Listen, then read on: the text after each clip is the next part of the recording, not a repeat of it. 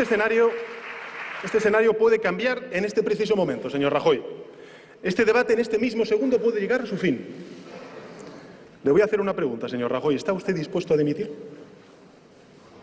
¿Está dispuesto a dimitir hoy, aquí, ahora? Creo que hay militantes, que hay diputados, que hay concejales, que hay personas que desempeñan y defienden su tarea y el modelo de sociedad que defiende su ideología de manera honesta y limpia. Pero es evidente, señorías, que la dirigencia del Partido Popular ha consentido o convivido con la corrupción. Muy buenas tardes y bienvenidos a la redacción abierta. Pedro Sánchez, hace justo año y medio en el Congreso de los Diputados, cuando presentaba la moción de censura contra Mariano Rajoy, le acusaba de estar dirigiendo un partido corrupto, que la dirección del Partido Popular había mirado hacia otro lado o que era cómplice de distintos casos de corrupción. El PSOE, que es el artífice del caso de los ERE fraudulentos en Andalucía. Casi 40 años ha estado el Partido Socialista Obrero Español gobernando en esta comunidad y era un secreto a voces que compraba votos. Ahora ya no es un secreto a voces, ahora hay documentos que así lo acreditan. El Partido Socialista compra votos con dinero público. Los papeles se han descubierto en el municipio sevillano de Huévar del Aljarafe e ilustran con descarnada nitidez el modus operandi del partido para conservar el poder en el ayuntamiento. Se trata de decenas de manuscritos atribuidos al que fuera primer teniente de alcalde socialista hasta las pasadas elecciones, Francisco Martín González Bejarano. El resultado de los comicios del pasado mes de mayo acabó con una hegemonía del PSOE que había durado 36 años en esta localidad sevillana y permitía al PP gobernar allí por primera vez en la historia, ya que fue el partido más votado y empató a concejales con los socialistas. Durante la semana que duró el traspaso de poderes, la todavía alcaldesa en funciones, Aura María Borrego Moreno, puso en su despacho una máquina trituradora para destruir miles de documentos, pero se encontró con un contratiempo inesperado. La máquina se acabó quemando y quedaron varias cajas por triturar. El PP impidió su destrucción gracias a una medida de la nueva alcaldesa que nadie esperaba. La secretaria municipal le entregó las llaves la tarde antes del comienzo de su actividad y ella ordenó cambiar urgentemente todas las cerraduras antes de que los concejales socialistas, ya en la oposición, llegaran por la mañana. De modo que logró salvar los documentos supuestamente preparados para salir del despacho del ex primer teniente de alcalde, que demuestran, aquí está lo importante, cómo los socialistas compraban los votos a través de un sistema clientelar que controlaba a cada vecino calle a calle, casa a casa, con indicaciones muy precisas de su ideología y sus necesidades laborales, ya que la voluntad de los censados se manejaba con contratos municipales repartidos por domicilios en los que viven familias de más de 4 personas. Un escándalo que, como decimos, es la punta del iceberg de la corrupción en Andalucía. También se ha hablado y mucho del PER, de esas ayudas a los trabajadores que están en el campo. Es voto cautivo. Usted me da dinero por no trabajar, hace usted unas determinadas peonadas y el resto del año está recibiendo una subvención. En el campo andaluz el Partido Socialista tradicionalmente ha cosechado un resultado formidable. La provincia de Sevilla en concreto, y créanme que la conozco, es y ha sido el baluarte, el fortín, donde el Partido Socialista ha cosechado sus mejores resultados, donde más porcentaje registraba en todas las elecciones generales, Barcelona y Sevilla, en estas dos provincias. Vamos con este asunto, sin duda interesante. Cuando sepamos la sentencia de los ERE, ¿qué va a hacer Pedro Sánchez? ¿Se va a autoimponer una moción de censura? ¿Va a dimitir? Porque el argumento que esgrimió para echar a Mariano Rajoy del poder se le vuelva a su contra en el momento en el que conozcamos la sentencia del caso de los ERE, aunque también es verdad que el Partido Socialista en los últimos tiempos ha estado actuando. Cuando Susana Díaz estaba dirigiendo esa comunidad en el Palacio de San Telmo, ha hecho todo lo posible por apartar a la juez Alaya, y la señora que está ahora ya hemos visto cómo ha hecho distintas actuaciones en favor de los intereses del Partido Socialista.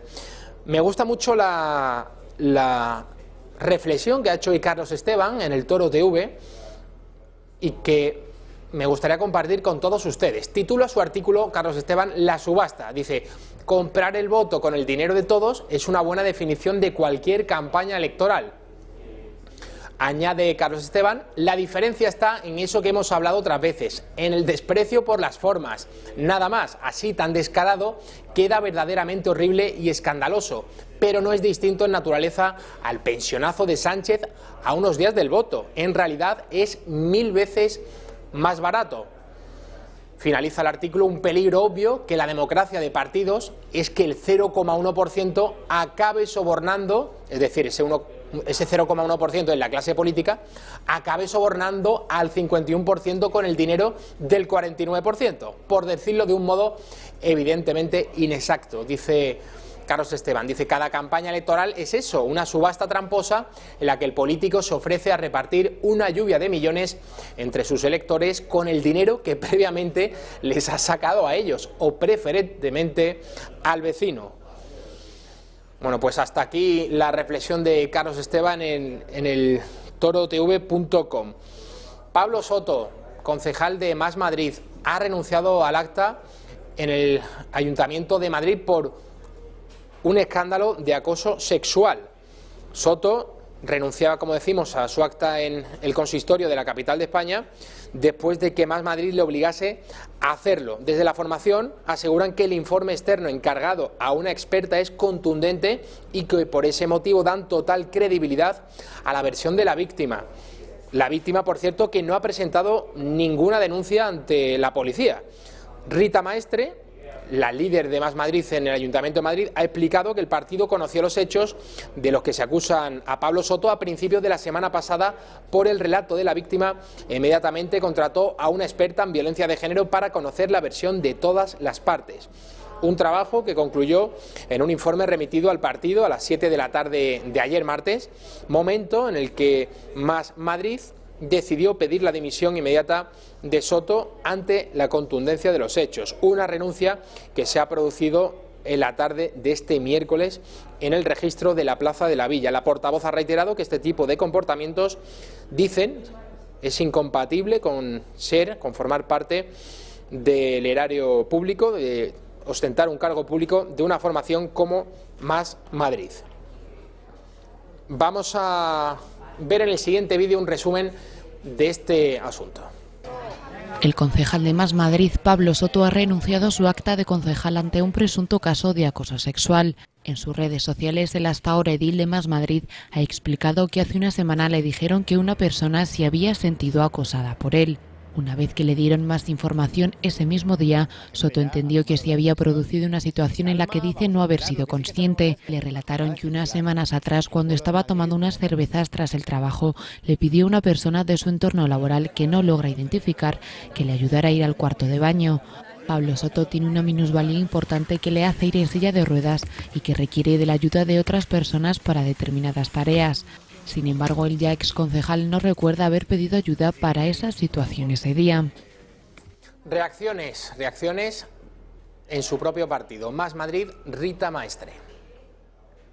La dirección del Grupo Municipal de Más Madrid conoció estos hechos por el relato de la víctima a principios de la semana pasada. Inmediatamente puso en marcha un protocolo y contrató a una experta en violencia machista para que analizara el caso, escuchara a las partes y a los posibles testigos de los hechos y estableciera recomendaciones y líneas de actuación. Ese trabajo de la experta en violencia machista se terminó ayer en un informe que nos entregó a la dirección del Grupo Municipal ayer a las 7 de la tarde, y ante la contundencia de los hechos allí descritos procedimos, independientemente de otras consideraciones que se puedan o se deban hacer, procedimos a pedir la dimisión inmediata del concejal implicado. Me ha gustado especialmente la reacción del alcalde de Madrid, de José Luis Martínez Almeida, pidiendo prudencia porque, por un lado, no ha habido una denuncia de la víctima ante la policía y hasta que no se pronuncie un juez, aquí en este país, en un Estado de Derecho, nadie es culpable. Todos somos inocentes hasta que no se demuestre lo contrario. Por eso está bien la prudencia en este tipo de casos. El alcalde. Creo que por mi parte sería aventurado y arriesgado poder pronunciarme sobre los términos exactos que derivan en la dimisión de Pablo Soto, más aún cuando parece ser que hay versiones contrapuestas entre Más Madrid y el propio Pablo Soto, y estamos hablando además de un asunto evidentemente muy desagradable. Por tanto, yo prefiero no aventurarme en la opinión, en el juicio. ¿Y qué hay de Íñigo Errejón, el líder de Más País, que se va a presentar a las elecciones del próximo 10 de noviembre? No es ningún secreto que el señor Errejón es un firme partidario de la autodeterminación, dice, de regiones como la catalana o la vasca o la que se ponga por medio. Luego no sé qué Más País le va a quedar para gobernar, pero esto él lo ha dicho, incluso al principio, cuando se formó Podemos, que hay que reconocer el derecho de autodeterminación. Ha suscitado un poquito de polémica, no mucho, eso sí, el nombramiento que ha hecho para liderar su marca, Más País, en la provincia de Barcelona. Se trata de Juan Antonio Geraldes, un destacado separatista catalán, independentista. Este señor, Geraldes, ha estado y ha hecho manifestaciones a favor de la independencia de Cataluña, por eso tampoco tendríamos que sorprendernos a esta altura de la película que Errejón confíe la cabeza de lista a un separatista en la provincia de Barcelona. Vamos con el 10 de noviembre porque el gobierno de España sigue empeñado pues en seguir en la Moncloa. Isabel Celaá, que es la ministra portavoz del gobierno, pidiendo el voto. El gobierno que formemos solo puede tener un sustrato, que es el Partido Socialista Obrero Español, que sale a ganar y quiere gobernar en solitario. Y tenemos toda la fuerza de la historia, lo que supone ser de un partido centenario, que ha sabido y que ha demostrado cómo ha de gobernarse este país, porque lo conoce, y además tenemos todos los proyectos, todos los programas y los equipos. Bueno, pues mientras Errejón confía la cabeza de lista en Barcelona a un separatista catalán, Echenique, en Podemos, le pide a Sánchez un gobierno de coalición. Vamos a verlo. El plan contra el desbloqueo es aceptar el mandato de la ciudadanía en los países europeos y en el conjunto de nuestras comunidades autónomas. Cuando la ciudadanía no vota mayorías absolutas, el partido más votado, el candidato más votado, acepta hacer lo normal en democracia, que es formar un gobierno de coalición. Creo que ese sería el mejor plan de desbloqueo. Después, por cierto, de que haya estado bloqueando precisamente que haya gobierno en España el señor Sánchez durante un montón de meses. Y el Partido Popular pues también sigue empeñado en lo suyo, en ese proyecto de España Suma, que ya saben perfectamente que no va a salir adelante porque Ciudadanos no quiso unirse en ningún momento, pero semana a semana lo vamos escuchando. Ya habrá que llegar a la conclusión de que realmente es una estrategia, ¿vale? La de decir, bueno, nosotros lo hemos intentado, pero Ciudadanos no quiere. Nosotros queremos aglutinar, sacar el mayor número de escaños posible en esas circunscripciones, esas provincias que reparten 4 o 5, que reparten muy poco, y que Rivera no quiere. Pues Ana Beltrán del PP lo ha vuelto a recordar. Aquí en Cataluña tan necesario era, como lo ha sido en Navarra, haber hecho esa coalición. La pena es que Ciudadanos, ellos deberán explicar por qué no han querido hacer esa coalición cuando aquí existe el desafío independentista y unas circunstancias excepcionales como las había en Navarra y las hay, que requerían en mayor lugar que en ningún otro que se hubiese hecho esa coalición. Y por supuesto la de España Suma, en la que también tendimos la mano a Ciudadanos y no han estado a la altura de lo que nosotros consideramos que era mejor para nuestro país. Bueno, pues en Baleares, ¿qué ha sucedido? Porque el Parlamento ha rechazado una moción de Vox que pedía derogar toda la normativa que ha permitido la eliminación del castellano en las aulas e iniciar la elaboración de una nueva que permita la libre elección de lengua en todos los niveles educativos en los centros públicos de enseñanza no universitaria. La moción, que ha sido presentada por el portavoz del grupo parlamentario, Jorge Campos, ha sido rechazada con 3 votos a favor, los de Vox, 33 en contra y 19 abstenciones. El PP y Ciudadanos no han apoyado de esta manera a Vox para acabar con la inmersión lingüística. La diputada del PP, Nuria Riera, decía que no todo pasa por derogar, sino por revisar, ya que eso, en su opinión, es más propio de una actitud antisistema que no cree la Constitución. Eso es lo que dice de Vox. La portavoz adjunta de Ciudadanos, Patricia Guasp, ha criticado el cariz electoralista, dice, de la iniciativa de Vox. Vamos con más asuntos. José Félix Tezanos, que es el director del CIS, como ustedes saben, siempre polémico porque encuesta a encuesta va cambiando la metodología, el trabajo, el cómo mide los votos, las preguntas que hace a los españoles. La metodología va variando, pero siempre el resultado es el mismo, que es magnífico para los intereses del Partido Socialista. Escribía en el día de ayer Tezanos en su propia revista un artículo en el que pedía directamente el voto para el PSOE.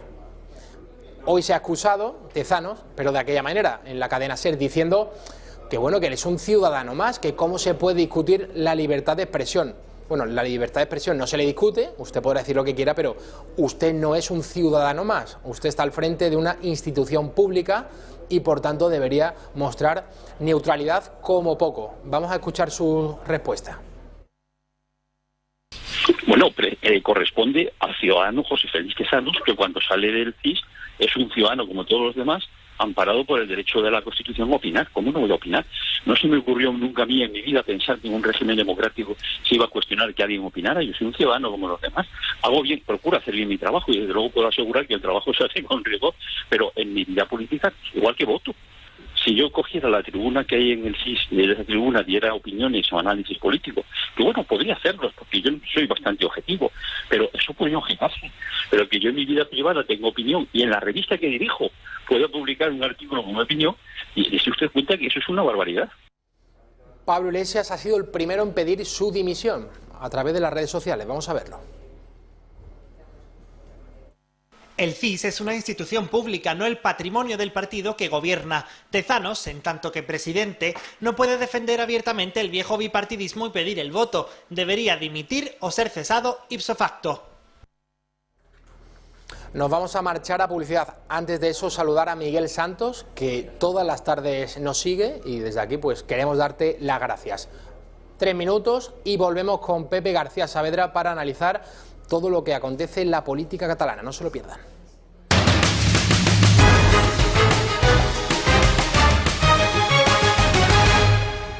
Seis y 20 de la tarde, José Antonio García Saavedra. Pepe, muy bienvenido. Muy buenas tardes. Mayor experto en política catalana, al menos de la M30 hacia aquí dentro, sí. En Madrid es el periodista que más sabe de lo que acontece en Cataluña, José Antonio. No diría eso, pero bueno, oye, que me he tragado todo y el mérito tiene. Bueno, el otro día había periodistas por ahí diciendo que hoy vamos a conocer la sentencia. No. Y son las 6 y 21 minutos y yo sigo esperando. Pues la sentencia no la conocemos todavía. Yo creo que hasta el lunes. Lunes próximo. Sí. Bueno, ¿sabes quién es Santiago Espot, Pepe? Sí, Santiago Espot es un incendiario separatista, promotor de las pitadas al himno. Tiene un diario, bueno, forma parte de un grupo bastante radical del separatismo y este es el señor que tiene uno de los medios de comunicación más subvencionados, que es el MON. Y es compañero, no, aquí se le entrevistó varias veces por una compañera, que era compañera mía, Rosalina Moreno, que lo entrevistaba varias veces. Pero vamos, me quedo con el calificativo de incendiario y de provocador. Activista separatista, dejémosle ahí. Bueno, pues este señor, vamos a ver las imágenes, bueno, pero vamos a ver las imágenes porque irrumpió en un centro médico a broncar a un médico por hablar en español. Vamos a verlo. Ha vulnerat la llei de política lingüística del 98, l'article 11 i l'article 33 de l'Estatut d'Autonomia. Per tant, doctor Benavent, sabem que la mare va presentar una queixa i a hores d'ara encara no se li ha respost. Más o menos esto, no quiero exagerar, Pepe, porque muchas veces se frivoliza y parece que los periodistas no conocemos otro periodo histórico que el de la Alemania nazi, pero esto es lo que parecido sucedía en la Alemania nazi. El Estado tenía tanto poder que con estas leyes, que son totalmente racistas, mandaba a sus matones a coaccionar a los profesionales, ya fueran jueces, ya fueran profesores, en este caso médicos. Eso lo estamos viendo hoy en Cataluña en el año 2019. Bueno, es que yo corregiría una cosa, no le está mandando a nadie, es que hay ciertos especímenes que son tan sumamente fanáticos, sí, pero, que no hace falta que nadie les envíe, es que ya... Pero estas asociaciones, Pepe, sabemos que están todas amparadas por el poder sí, pero de la Generalidad. Que no es una ANC, estos directamente sí que están amparados, pero van un poco más por libre y no hace falta que los envíe nadie, son fanáticos que van a montar pollos allí donde consideran. Esto es muy grave, o sea, esto es muy grave, entrar en el puesto de trabajo de un médico, de un funcionario público, a coaccionarlo. Yo he estado leyendo un poco la noticia por encima de las cosas que se le gritaban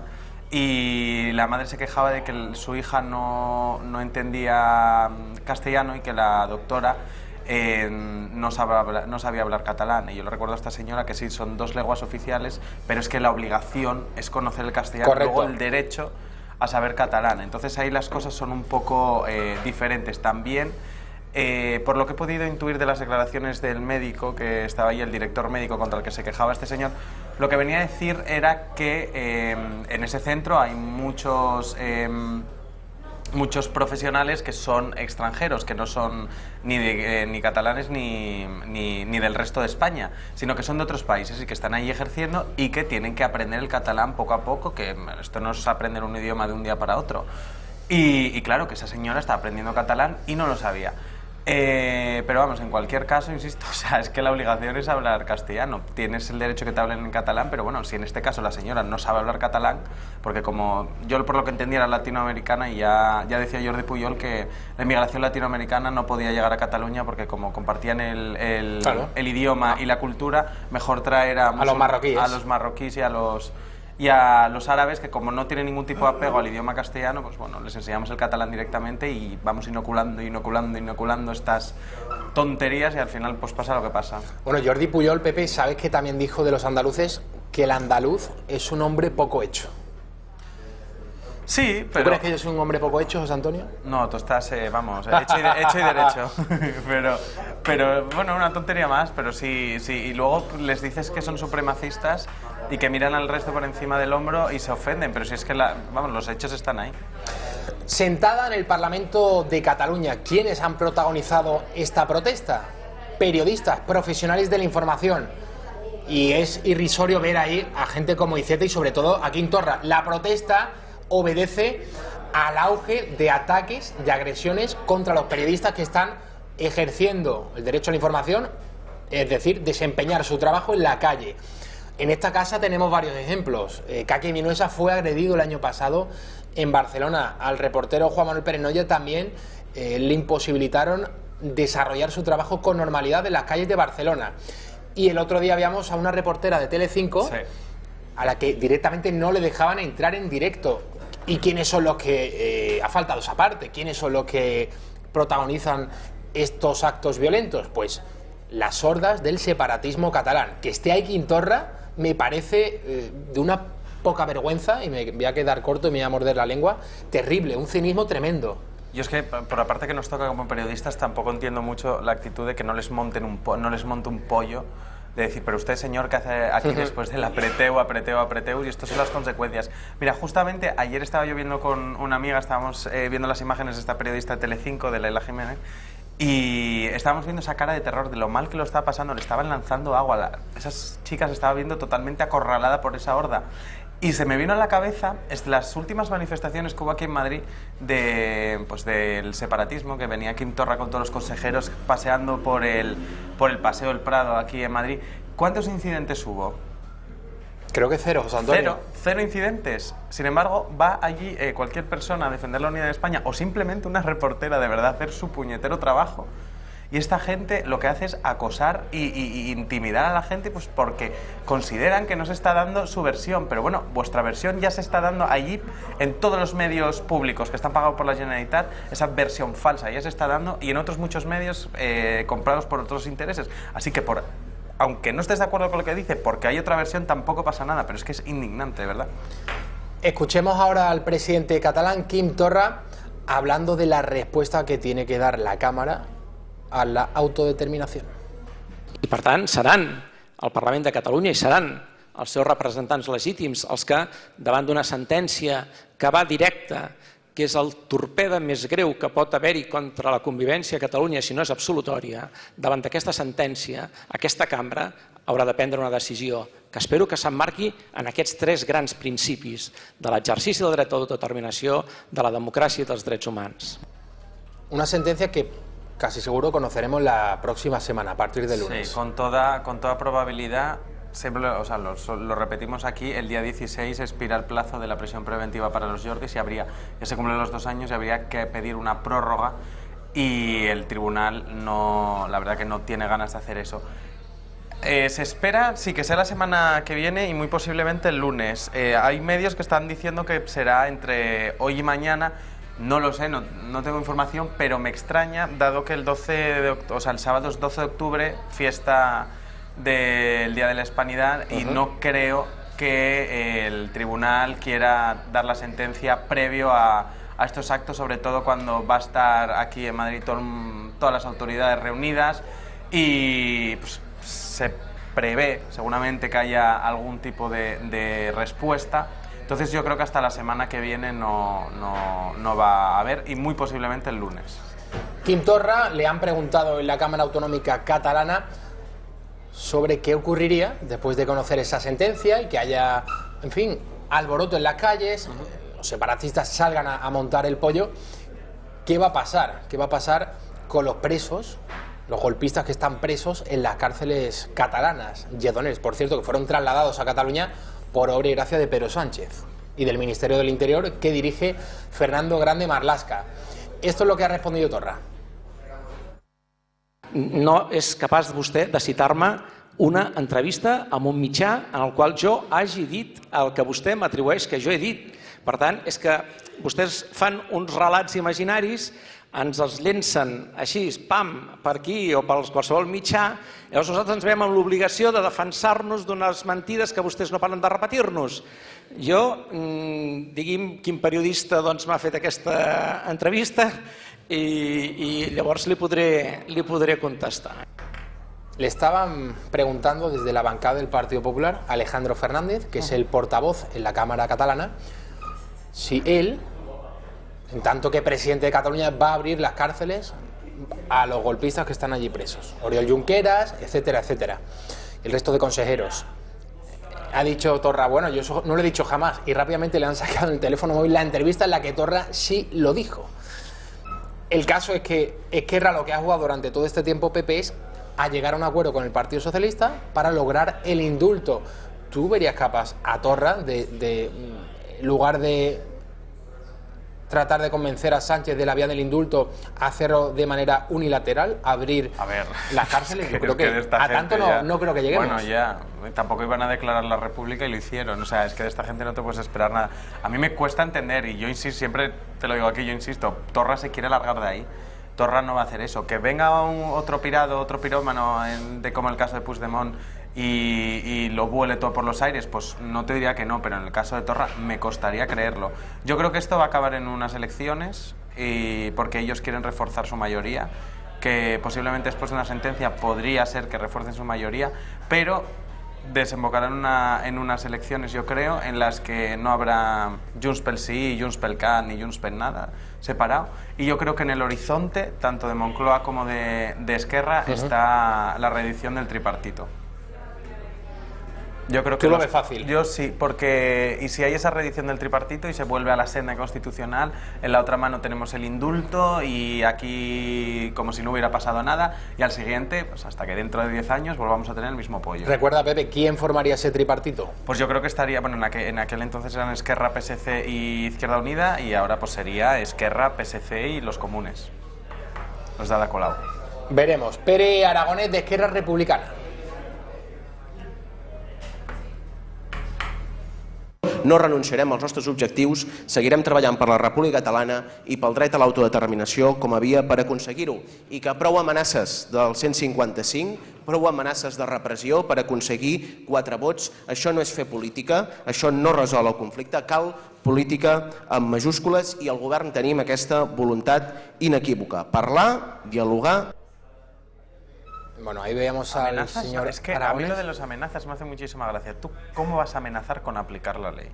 Es que es una tontería. Los que están amenazando constantemente son ellos, de decir, si no me gusta la sentencia te voy a montar unos disturbios en la calle, que ríete tú de los del 1 de octubre. Y eso sí es una amenaza. Amenaza es eso, amenaza es decir que va a llegar una sentencia, que va a venir un tribunal a hablar y que yo voy a hacer lo que me salga de las narices. Eso es amenazar. Decir que vas a aplicar la ley, que vas a aplicar la Constitución para que esas amenazas no lleguen a puerto, eso no es amenazar. Pepe, una noticia en relación al Día de la Hispanidad, 12 de octubre, el próximo cumpleaños. Sábado. ¿Es tu cumpleaños? Qué bonito día para nacer, José Antonio. Sí, mi padre muy orgulloso que estaba. Sin duda, 12 de octubre. Bueno, veíamos que el Ministerio de Defensa, la página web del Ejército, no están previstos actos, celebraciones en Cataluña para este día, el Día de la Hispanidad. Lo publicaba el diario La Razón en portada y ante el revuelo causado organizaban actos pero posteriores para celebrar el día 13, 14, 15 y 16 de octubre, no el Día de la Hispanidad, que en Madrid, como todos ustedes saben, se celebra cada año un desfile magnífico al que cuesta incluso situarse, Pepe, en buena posición, porque hay gente que ya está a las 9 de la mañana preparada para ver de cerca a los legionarios desfilar. Lo mejor es verlo por televisión sin ninguna duda, pero el caso es que en Cataluña no se va a celebrar ningún acto y el gobierno, no sé si esto, Pepe, le das una lectura de cesión, de perfil bajo contra el separatismo o de haber renunciado directamente a que el Estado tenga presencia en esta región española, lo cual supone una anomalía. Es una prueba más de eso, sí, de la falta de presencia del Estado en Cataluña, de no comprarles el discurso de no vamos a ir para no provocar, como cuando determinados políticos van a pueblos del País Vasco y no pueden ni entrar, pues es comprarle el discurso y me parece un desacierto, pero bueno,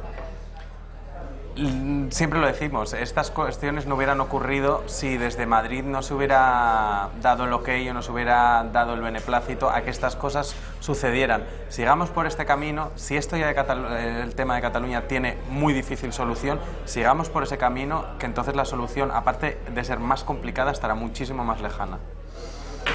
Pepe García Saavedra, no sé si te has dejado algo en el tintero, no sé si querías decir algo más sobre el Partido Socialista. Quería decir un par de cosas que además nos atañen a ti y a mí por nuestras queridas tierras, porque como seguramente muchísimos medios de comunicación nos salgan, quería decir que ayer entraron en prisión... Caso Marea, Asturias. Caso Marea, que me atañe a mí, un exconsejero... No quiero interrumpirte, Pepe, aunque lo voy a hacer. A partir de las 7:30, Roberto Hernández Granda, que también es un periodista como tú y que también es asturiano, nos va a analizar el asunto, pero puedes contarlo porque llevas toda la razón. La mayoría de los medios lo han silenciado. Muy rápidamente ha entrado un exconsejero de Educación y otra serie de altos cargos y empresarios número 2, sí, por llevárselo bien crudito. Hasta 7 años de prisión hay. Y luego la que te atañe a ti, que a mí me parece uno de los mayores escándalos, de los últimos tiempos, que prácticamente no ha salido en casi ningún medio, es la exclusiva de ABC sobre la compra de votos en los pueblos de Andalucía en las pasadas elecciones. Ha sido la apertura de la redacción abierta. Sí, no, confiaba, estaba seguro que aquí se iba a dar, pero me gustaría recalcarlo y que la audiencia escuche de vez en cuando que no todos los medios ocultan ciertas cosas y le dan bombo a otros, sino que aquí cuando suceden este tipo de cosas también hay que decirlos, porque lo de Andalucía es muy grave.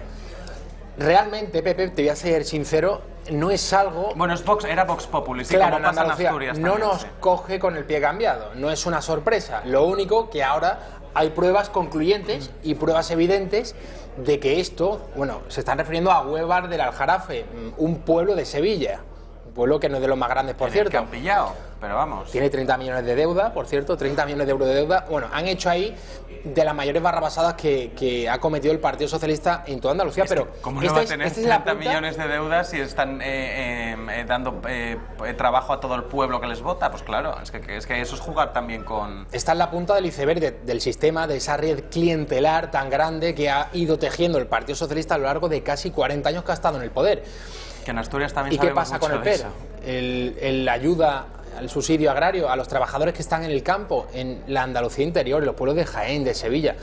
Luego no es una sorpresa ver que el Partido Socialista, donde mejores resultados ha cosechado históricamente, es la provincia de Sevilla. Claro, claro.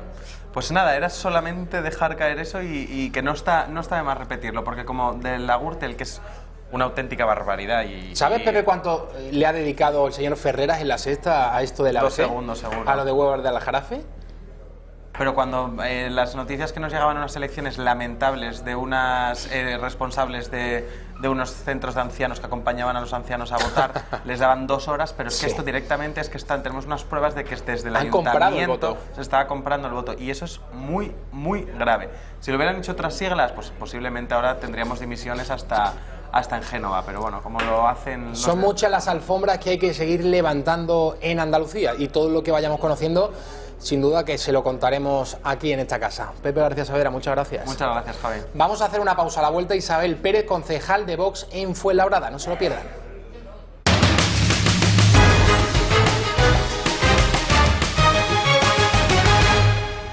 7:20 de la tarde recibimos en la redacción abierta a Isabel Pérez, concejal de Vox en Fuenlabrada. Muy bienvenida. ¿Qué tal, Javier? Buenas tardes. Que no está siendo este pueblo el más famoso de toda la Comunidad de Madrid en las últimas semanas. ¿No? ¿Nos quita el protagonismo Móstoles? Efectivamente. ¿Qué está pasando en Móstoles? Noelia Pose es la alcaldesa del Partido Socialista. Acumula ya unos cuantos escándalos, nepotismo, enchufismo a sus amigos, a su hermana. Y no solo eso. Ahora el Partido Socialista quiere que se dé de baja como militante, pero ella se aferra al sillón de esta localidad madrileña. Vamos a ver cómo acaba esta historia. Ayer José Manuel Franco del Partido Socialista decía que barajaban todas las opciones, pero la moción de censura de momento quien la ha convocado es Ciudadanos. Vamos a ver lo que ha dicho en el día de hoy José Manuel Franco, que es el señor que está al frente del Partido Socialista en Madrid. Sí, que no ha cometido ningún delito. Ella alega, y eso es cierto, ella delito no ha cometido ningún delito. Es así. Que los nombramientos que ha hecho, sobre todo la acumulación de nombramientos, que es lo más obsceno, por así decirlo. Pero delito no ha cometido ninguno. Hay un nombramiento que un juez, dicho vulgarmente, tumbó, en principio, pero eso va a ser recurrido, con lo cual delito no ha cometido ninguno, y ella se ampara, y en ese caso tiene razón, que como no ha cometido ningún delito, no se considera con la obligación de dimitir. Eso es lo que esgrime, yo creo que en público también, y en privado así me lo ha hecho llegar. Un delito solo se comete si lo dice un juez. Aquí no vamos a hacer como en otros lugares en los que ya se condena a las personas, eso que se dice de pena de telediario, ¿no? Pero es verdad que los políticos, como es tu caso, a veces tienen que dejar el cargo porque han cometido, no sé si decirlo así, como una falta a sus principios, que no ha sido ético en su comportamiento, y en estos casos también es conveniente marcharse. Bueno, efectivamente, yo creo que si ha cometido un delito o no lo tendrán que dilucidar los juzgados, no es quien el Partido Socialista. Pero bueno, entiendo que quieran proteger a la señora Pose, que además he leído en algún medio de comunicación que es descendiente de Pablo Iglesias Pose, fundador del Partido Socialista.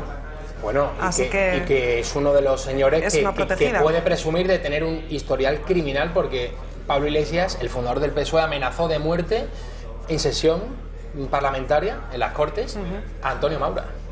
Efectivamente. Y bueno, yo creo que en este caso, independientemente de que haya cometido un delito o no, que eso tendrá que valorarlo los tribunales, yo creo que hay una cuestión de ética profesional. Y si esta señora ha cometido un acto de nepotismo tras otro, contratando primero a su hermana, luego ascendiendo a su tío, luego contratando incluso a su expareja, según también he leído en algún medio de comunicación, pues desde luego esta señora tiene que responder políticamente. O sea, no se puede utilizar la administración de forma fraudulenta, y esta señora ha utilizado su puesto en beneficio propio, para al final beneficiar a toda su red clientelar, a todos sus amigos y a todos sus familiares, en vez de pensar en el municipio de Móstoles, en este caso, y en los ciudadanos, y en sacar adelante todos los proyectos que supuestamente pues llevaban el programa electoral. Parece que le interesaba más subirse el sueldo, que es lo primero que hizo cuando fue alcaldesa, y el resto de cuestiones pues ya las hemos ido viendo. Nombramientos a dedo y nombramientos irregulares, y por ello tiene que responder desde luego políticamente, por una cuestión de ética profesional. Vamos a escuchar a César Zafra de Ciudadanos anunciar que van a presentar una moción de censura contra Noelia Pose, alcaldesa de Móstoles. La situación de Móstoles es insostenible. La irresponsabilidad de una alcaldesa, de la señora Pose, ha convertido a Móstoles en la capital del enchufe, ha convertido a Móstoles en un circo mediático y ha convertido a Móstoles en lo que no debe ser. Hemos visto como en las últimas semanas la señora Pose ha usado las instituciones para su beneficio propio y sobre todo para el de su familia. Creemos que es algo absolutamente inaceptable y ya llegados a este punto, desde Ciudadanos hemos decidido dar un paso al frente. Hoy vamos a empezar una ronda de contactos con el resto de grupos y portavoces de Móstoles para intentar impulsar una moción de censura contra la señora Pose. Entendemos que es una situación absolutamente necesaria y sobre todo entendemos que es algo que tiene que ocurrir ya. Iniciativa de Ciudadanos, esa moción de censura contra la alcaldesa. Vox tiene en Móstoles 2 concejales. ¿Qué va a hacer Vox allí, Isabel? Bueno, pues tenemos que esperar. Esto tendrá que proponerlo Ciudadanos en el Ayuntamiento de Móstoles, que es donde tiene competencia para presentar esta moción de censura. Tendrán que iniciar la ronda de contactos, necesitan la mayoría absoluta para que la moción salga adelante. Y Ciudadanos en Móstoles tendrá que iniciar una ronda de contactos para plantearle al resto de partidos de la oposición, porque además creo recordar, no estoy muy segura, pero creo recordar que el Partido Socialista gobierna con Podemos y con Ganar Móstoles en Móstoles. Entonces, bueno, pues tiene que hablar Ciudadanos con el resto de partidos de la oposición y, bueno, pues en esta ronda de contacto entiendo que si tienen la mayoría absoluta suficiente para que la moción de censura salga adelante, pues la llevarán a cabo. Si no, pues no. Vamos a hacer un repaso por todos esos escándalos que ha ido acumulando la señora Noelia Pose. Vamos a ello. El primero, como bien recordaba Isabel Pérez, fue el de subirse el sueldo un 16,7%, sin ningún tipo de pudor alguno. Nombrar a su hermana coordinadora de redes y muy bien pagada. Como community manager, creo que eran 50.000 euros. Sí, 52.000 euros. Ascender a su tío. No se le puede acusar a Pose de que no se acuerde de su familia. Nombrar coordinadora de gabinete a una amiga. Es decir, que se acuerda de sus familiares y de sus amigos cuando tiene poder, la señora Noelia Pose. Vamos a ver el siguiente, porque la señora Noelia Pose además nombró supervisor a un exnovio. No es rencorosa, no. En este sentido. Eso no. Y le dio una plaza a un candidato sin capacitación. También nombró coordinadora de urbanismo a quien ayudó en otro enchufe. Y por último, hay indicios, esto se está investigando, de falso testimonio en una ocasión que tuvo que comparecer como testigo ante un juez por otro asunto. Bueno, pues este es el currículum. Es joven la señora Noelia Pose, pero ya alberga un currículum que desde luego no es el más ejemplar para quienes se quieren dedicar a la vida pública, como es el caso. Vamos a otro asunto, porque ya saben ustedes, desde hace algún tiempo van a más los casos de robos y de hurtos en la calle cometidos, protagonizados por magrebíes menores, lo que se conocen como menas, esos menores no acompañados. Ha dado la voz de alerta a la propia policía, o sea que esto no es una cosa que se invente absolutamente nadie. Que a plena luz del día, en ciudades grandes como Madrid, en zonas turísticas, ¿qué decir de Barcelona?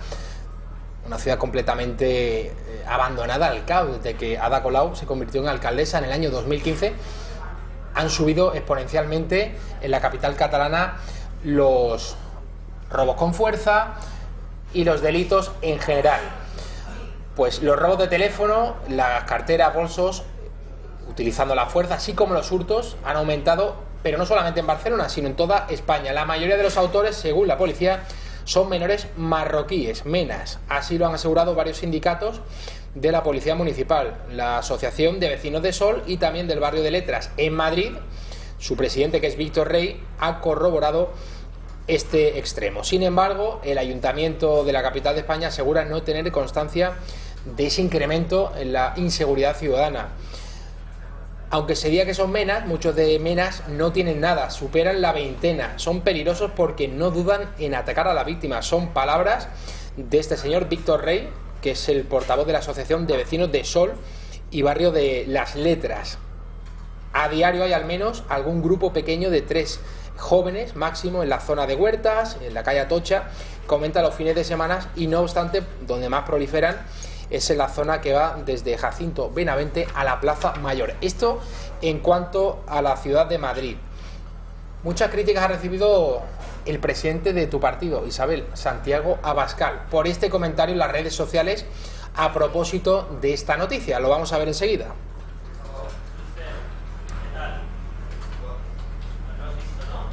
Este es el... Hay que echarlos a todos y hay que meter en la cárcel a los que hacen negocio trayéndolos. Vox va a defender a los españoles y a los inmigrantes legales de quienes desde sus casas con altos muros y seguridad privada están promoviendo el caos multicultural.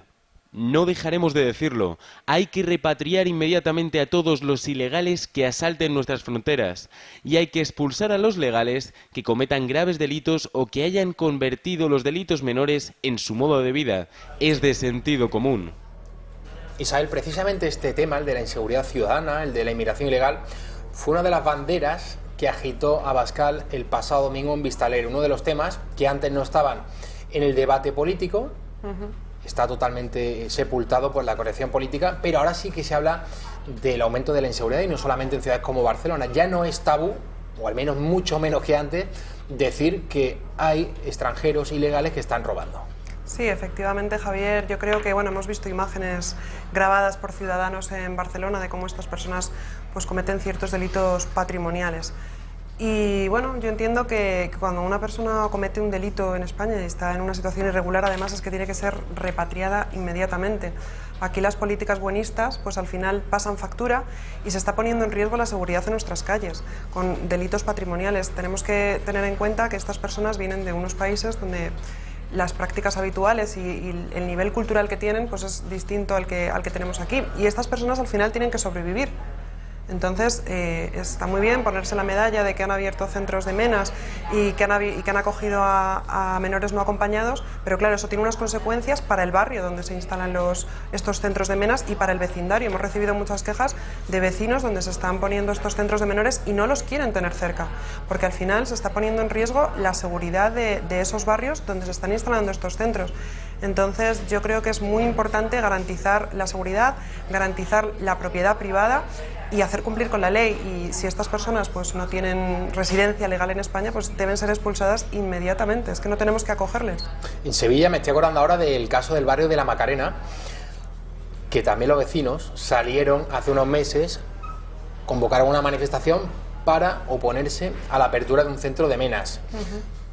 Y hace cosa de 10 días, 2 semanas, vimos imágenes que graban los propios vecinos de la delincuencia que va en aumento en este barrio de la Macarena de Sevilla. Algo parecido a lo que sucede, lo del Raval es mucho peor en Barcelona, sí, pero ya estamos viendo como asociaciones de vecinos en Madrid, en el barrio de Letras, detrás de la Puerta del Sol, toda esa zona, la Plaza Mayor, lo que es el Madrid antiguo, el Madrid de los Austrias, también están notando un incremento de la inseguridad y de los robos. Veamos ahora en este vídeo la detención de un yihadista en Madrid esta misma semana. Con una lista de objetivos, el yihadista detenido la semana pasada en Madrid tenía en el visor a la actual ministra de Justicia en funciones, Dolores Delgado. Le seguían en ese catálogo personalidades como el juez de la Audiencia Nacional, José de la Mata, o altos cargos de Bankia. Es Abdelaziz, un joven de 23 años, de origen marroquí, con residencia en Parla. Según los investigadores, es el responsable de Muntasir Media, una plataforma no oficial encargada de la difusión masiva de propaganda a favor del ISIS. Tras declarar ante el juez, ya ha ingresado en prisión por un supuesto delito de integración en organización terrorista y amenazas.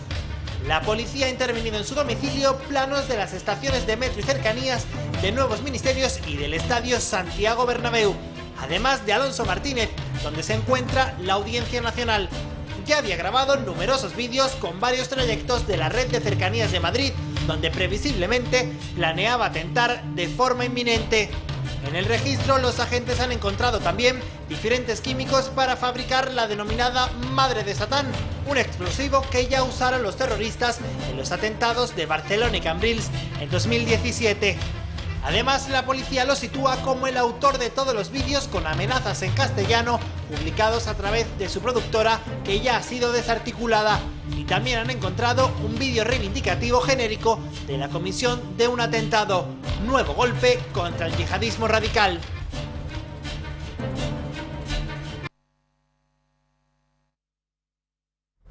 Y cambiamos de tema. El caso de Alsasua. Hace unos años, jóvenes de esa localidad en Navarra agredían, total eran 8, agredían a una pareja de Guardia Civil y a sus mujeres. Esto sucedió y no vimos que los grupos feministas pusieran el grito en el cielo porque sus propias novias, la de los agentes de la Guardia Civil, fueran agredidos durante la madrugada en un bar de copas. La izquierda mediática dijo, bueno, esto fue una riña, una pelea de bar, pero la justicia española no lo consideró así. Hoy hemos conocido que el Tribunal Supremo ha rebajado las penas de los 8 acusados. Recordemos que estas agresiones tuvieron lugar el 15 de octubre de 2016. El Supremo no aplica la agravante de discriminación ni la de abuso de superioridad en el caso del delito de atentado a la autoridad que sí apreció la Audiencia Nacional. El alto tribunal casa parcialmente la sentencia del Tribunal de Instancia y establece penas para los acusados de entre 1 año y 6 meses de prisión y 9 años y 6 meses de cárcel para la pena más dura. El tribunal considera que ha existido prueba bastante y válida de las agresiones y lesiones físicas y psicológicas causadas a las víctimas para condenar por delitos de atentado a agentes de la autoridad, lesiones, desórdenes públicos y amenaza. La sala además considera que los hechos acontecidos en aquel bar de Alsasua fueron execrables, reflejando una motivación abyecta, cito literalmente, en cuanto se produjeron al constatar que las víctimas eran miembros de las fuerzas y cuerpos de seguridad del Estado. No sé si tenemos el vídeo ya, Raquel, aún no lo tenemos. Este caso de Alsasua, que ha sido bastante mediático, bueno, pues toda la izquierda y el mundo mediático más afín a los abertzales y al mundo batasuno, proetarra, por decirlo claramente, que todos nos entendamos, lo han considerado siempre como una especie de montaje policial por parte de la Guardia Civil, el Ministerio del Interior, etcétera. Sí, siempre lo hacen así, tienen una doble vara de medir. En este caso, desde luego, Javier, hay que respetar las resoluciones judiciales, eso siempre lo digo, y bueno, pues el Tribunal Supremo habrá valorado los hechos, habrá motivado la sentencia y tendrá una fundamentación jurídica acorde con los hechos. Yo creo que no podemos juzgarlo sin conocer los hechos. Hemos visto en los medios de comunicación cómo nos han relatado cómo ocurrieron los hechos ese día, pero realmente el que tiene que valorar los hechos y aplicar el derecho es el Tribunal Supremo y desde luego hay que respetarlo al máximo. ¿Qué tal te cae Cristina Fallarás? Buena pregunta. Bueno, esta señora además que se negó a contestar una vez a Rocío Monasterio en un programa. Poco que decir, la verdad, de estos pseudointelectuales que fardan de superioridad moral y luego cuando realmente se cometen atentados contra la democracia o contra nuestro partido, pues precisamente se callan. Bueno, Cristina Fallarás es una señora o señorita que presume de feminista, ¿no? Sí, de feminista. Entre otras cosas. Sí, sí. Intelectual, por supuesto, ¿no? Por ser feminista ya te arroga, te da un lógicamente, toque, ¿no? la capacidad de dar lecciones a absolutamente todo el mundo. Radio Televisión Española, que dirige Rosa María Mateo, puesta por obra y gracia del Partido Socialista, de Pedro Sánchez, ha dicho Radio Televisión Española que ya no van a considerar a Vox extrema derecha, o mejor, que cuando informen de Vox ya no van a estar locutando en off o el periodista de turno leyendo la entradilla a las imágenes o al vídeo que corresponda, con la coletilla de el partido de extrema derecha ha organizado un acto en Vistalegre, bla, bla, bla. Se acabó lo de llamarlo extrema derecha. Es un paso, es un paso. Ha dicho Rosa María Mateo de Televisión Española que no es que no consideren que no sea ya de extrema derecha, sino que los españoles ya lo saben. Y como ya lo saben, que ya no hace falta decirle a los espectadores de Televisión Española, que por lo visto todavía hay, quienes ven esa cadena, que es un partido ultra. Esta ha sido la reacción de Cristina Fallarás. A mí me ha hecho mucha gracia en las redes sociales y quería que lo comentáramos. Dice: quien tapa la extrema derecha es extrema derecha, quien justifica la extrema derecha es extrema derecha, quien pacta con la extrema derecha es extrema derecha y quien tolera a la extrema derecha es extrema derecha. Se estaba refiriendo a la noticia de que efectivamente Radio Televisión Española cree que ya no es necesario etiquetar a Vox de extrema derecha. Nos encontramos nuevamente ante el sectarismo habitual de los periodistas de izquierdas y bueno, a la señora Fallarás supongo que le habrá sorprendido esta actuación de Televisión Española por el motivo que sea, porque claro, en el contexto de acoso y derribo contra nuestro partido, pues no hablar de extrema derecha le llama la atención.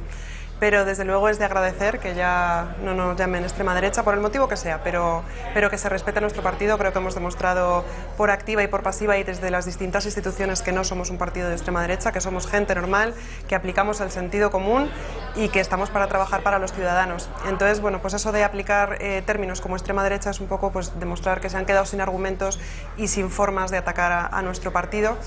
Y bueno, pues se agradece enormemente que se quiten esos adjetivos que se utilizan habitualmente para dirigirse a nuestro partido. Isabel, ¿crees que en esta campaña, ya estamos en campaña, no de manera oficial, porque estamos en la pre-campaña, la oficial arranca el próximo 1 de noviembre, el tratamiento mediático a vuestro partido va a ser diferente? Es decir, la izquierda va a seguir espoleando, como hizo La Sexta, el señor Ferreras, más en concreto, diciendo que es la extrema derecha, solamente informaban de Vox. Yo es un experimento que hice día a día, porque aquí en la redacción normalmente tenemos puesto La Sexta, hay que ver al enemigo, sin ninguna duda, y solamente se referían a Vox cuando descubrían que en el pueblo de Toledo había uno que hace 10 años cantó el Cara al Sol en las fiestas del pueblo. Esas son las noticias que dan de Vox, ese tipo de noticias, y además llaman como experto, entre comillas, de la extrema derecha al señor Antonio Maestre, que no sé si sabes quién es, un periodista de extrema izquierda, que tiene en su casa un retrato de Lenin, es comunista,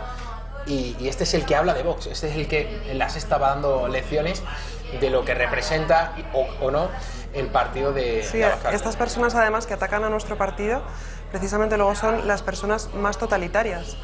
Entonces, bueno, yo creo que la gente, Javier, ya se ha dado cuenta de que los medios de comunicación, salvo algunos como Intereconomía, manipulan toda la información, manipulan todas nuestras propuestas, y la gente ya nos busca por las redes sociales, busca a ver qué ha dicho Santiago Abascal, a ver el mitin de Santiago Abascal en YouTube. La gente busca y quiere escuchar y quiere saber lo que pasa de primera mano, porque desde luego hemos comprobado que los medios de comunicación tergiversan nuestro discurso, no quieren que llegue, porque realmente al final es sentido común, queremos romper con el establishment, y eso al final pues duele, porque hay muchas oligarquías, hay muchos intereses, y al final los medios de comunicación pues también son parte interesada en este juego. El padre de Diana Quer, Juan Carlos Quer, ha sido detenido por la policía, por la Guardia Civil, más en concreto, tras haber sido denunciado por su exmujer, que le ha acusado de haberla golpeado en un pómulo e intentado atropellarla en un garaje de Las Rozas, en Madrid. Diana López Pinel se presentó esta medianoche en la comandancia de la Guardia Civil de Majadahonda para denunciar que había sido víctima de un presunto delito de malos tratos por parte de su expareja. La mujer contó que ambos mantuvieron una acalorada discusión que derivó en un forcejeo y que su ex, Juan Carlos Quer, acabaría agarrándola de una muñeca y golpeándola en un pómulo. Según la versión de la exmujer, luego intentó atropellarla con su vehículo. Conocida la denuncia, a primera hora de la mañana, Juan Carlos Quer, asistido por un letrado, acudió a la comisaría de la Policía Nacional de Pozuelo de Alarcón para presentar una querella contra su exmujer, por injurias y calumnias, y con un parte médico que reflejaría que ella le habría arañado durante la discusión en el aparcamiento. Juan Carlos Quer ha declarado al diario El Mundo. En este asunto, que hable el juez con su resolución, a la vista de los hechos y sobre todo de los múltiples antecedentes de denuncias falsas que ya he sufrido y sigo sufriendo por parte de su exmujer. Nosotros, lo dijimos antes y lo vamos a volver a decir ahora, siempre hacemos lo mismo. Hasta que no se pronuncia el juez, nosotros desde luego que no vamos a jugar a ser magistrados. Pero una cosa sí es cierta, que la exmujer de Juan Carlos Quer ya ha denunciado de manera falsa en numerosas ocasiones a este señor, que hoy ha ido a la comisaría de Pozuelo de Alarcón a denunciarla a ella por injurias. Vamos a ver cómo acaba este caso. No estamos diciendo que sea sí o sí al 100% una denuncia falsa, pero que sí, la exmujer no es la primera vez que denuncia de manera injusta, de manera falsa, a su exmarido. Y las imágenes, a ver si la podemos mostrar otra vez, Raquel. Vemos a la hija del matrimonio increpando a la madre.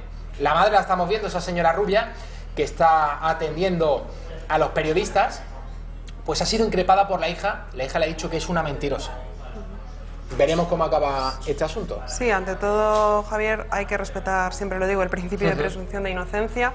Y bueno, en este caso esta señora ha puesto una denuncia contra Juan Carlos pues bueno, pues habrá que estar al caso, habrá que analizar las pruebas de las que quiera valerse esta señora para ejercitar la acusación contra este señor. Es verdad que pierde un poco de legitimidad si realmente existían antecedentes de denuncias falsas de violencia de género, como ocurre muchísimas veces en momentos de crisis matrimonial, incluso posteriormente, cuando surgen problemas con la pareja, o en este caso la expareja o exmujer. Y bueno, yo creo que sobre todo a Juan Carlos Quer no hay que condenarle públicamente por ser quien es. Eso desde luego tenemos que respetarlo muchísimo y hay que esperar a la resolución que se pudiera dictar en este procedimiento si siguiera adelante, porque si no hay pruebas pues se archivará. Y desde luego también creo que no hay que deslegitimar su fantástico liderazgo en la lucha contra la prisión permanente revisable por este caso. A favor de la prisión permanente revisable, perdón. O sea, en contra de las penas tan blandas. Revocación. Este asunto me parece muy curioso, Isabel, porque durante décadas hemos escuchado a los distintos líderes del Partido Socialista o de otros partidos de la izquierda, líderes mediáticos, el tertuliano de turno progre, decir que, y es cierto, el Código Penal español está hecho para favorecer la reinserción, está enfocado a eso, a la reinserción del preso. Pero hemos visto que muchas veces tienen que ser blandas, funciona, porque la sociedad, en fin, podría acoger a la persona que en su momento pues mató a otra o que violó, pero en estos últimos años lo que estamos viendo es que cuando un hombre viola a una mujer, dicen heteropatriarcado opresor, el machismo estructural de la sociedad, habría que matarlo, macheta al machote y todas estas cosas que vamos escuchando, y uno se tiene que parar a pensar y decir, bueno, pero ¿dónde habéis estado estos años si vosotros habéis sido los de las penas blanditas? Cuando habéis escuchado cadena perpetua os habéis llevado las manos a la cabeza. Y me estoy acordando del caso de Laura Luelmo, esta joven profesora, creo que era de Castilla y León, que se fue a Huelva, a un colegio de un pueblo de Huelva como profesora, y que fue violada y asesinada por una persona que tenía antecedentes. Correcto, que ya tenía antecedentes por exactamente lo mismo y que estaba en la calle gracias a este sistema tan blandito. Yo en algunos delitos la verdad es que dudo mucho en relación a la reinserción de los presos que tanto se defiende desde nuestro sistema jurídico y derecho constitucional. Y desde luego a mí me parece muy hipócrita muchas veces cuando la izquierda se arroga y se posiciona como los defensores de la mujer y luego se oponen a la prisión permanente para los asesinos de las mujeres que asesinan o que violan. O sea, es una paradoja que nunca podré entender, la verdad. Vamos a ver, Isabel, el momento en el que la hija del matrimonio de Juan Carlos Quer y su exmujer increpa a su madre, es decir, a la exmujer de Juan Carlos, que le acusa de haberla agredido. ¡Ah! ¡Mentirosa! ¡Mentirosa! ¡Es una mentirosa! Eso es verdad, Valeria, ya. No vengas aquí a decir es mentira. Es lo único que ha hecho todo es... Jamás te intentó atropellar. Jamás te intentó atropellar. Jamás te ha pegado. Papá no es agresivo. Deja de mentir a las cámaras. Deja de dar pena. Yo estaba presente. Según las cifras oficiales, y que la Progresía se encarga de repetir con entusiasmo, las denuncias falsas son el 0,0001%, según la Fiscalía General del Estado.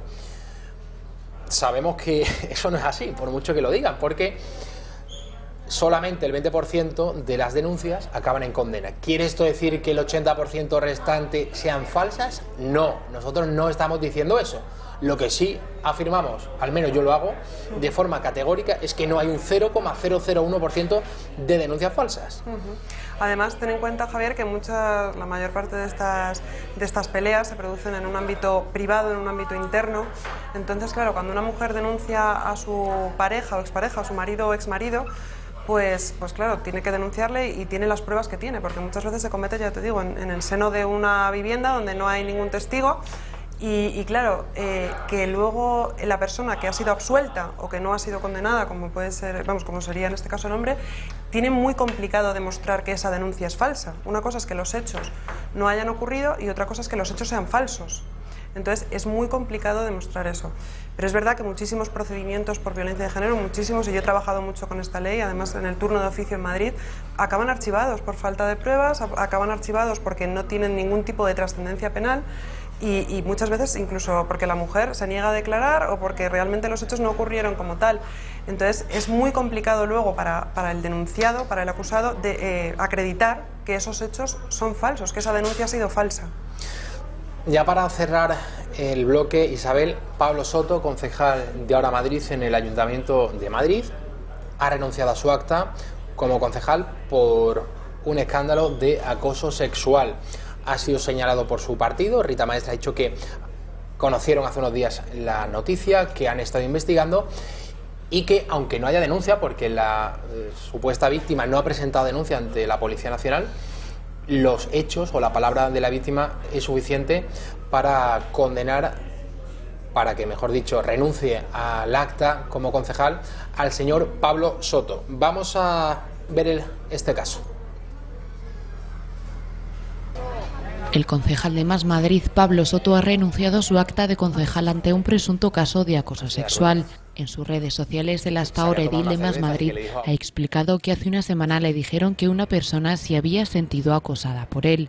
Una vez que le dieron más información ese mismo día, Soto entendió que se había producido una situación en la que dice no haber sido consciente. Le relataron que unas semanas atrás, cuando estaba tomando unas cervezas tras el trabajo, le pidió a una persona de su entorno laboral que no logra identificar que le ayudara a ir al cuarto de baño.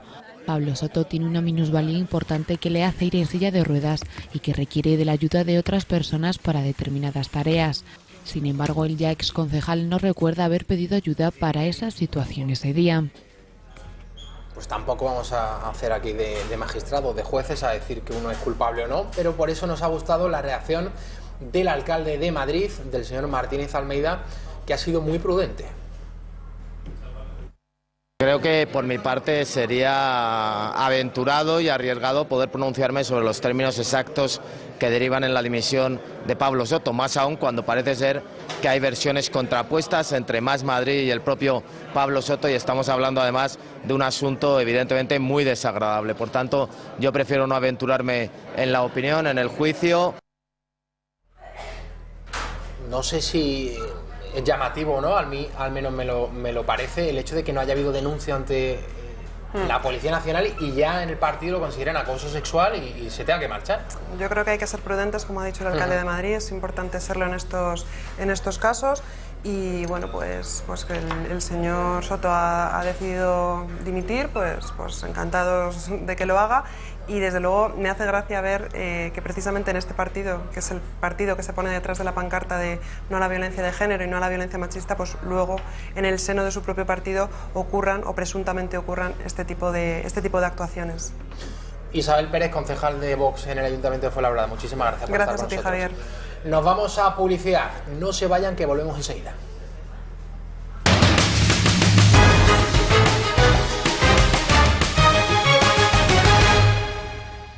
Siete y 17 minutos de la tarde, Borja Gutiérrez, el que fuera alcalde de Brunete, muy bienvenido. Encantado, Javier, de estar aquí con vosotros. Hacíamos algunos chascarrillos, algún chiste mientras estábamos en publicidad. Me decía Borja, ¿has visto lo que ha escrito Pedro Sánchez en Twitter?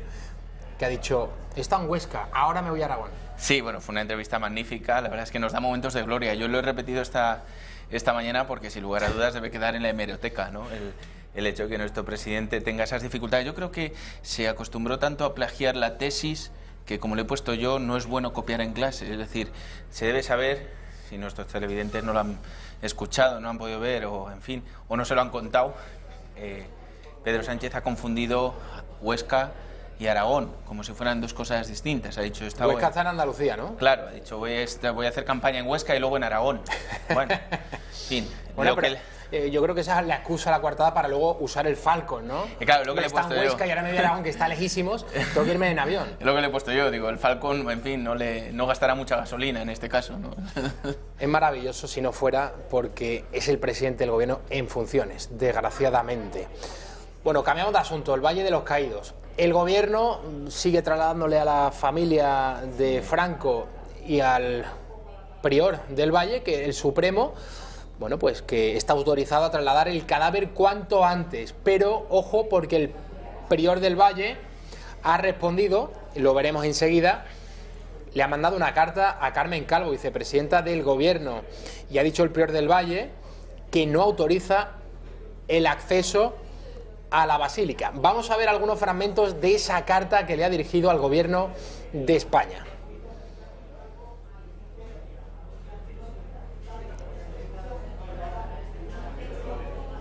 Ahí está Santiago Cantera, prior del Valle de los Caídos. Vamos a ver efectivamente algunas de las partes más significativas de la carta. Dice: esta abadía no autoriza el acceso a la basílica, lugar de culto, con la finalidad de acceder a una res sacra.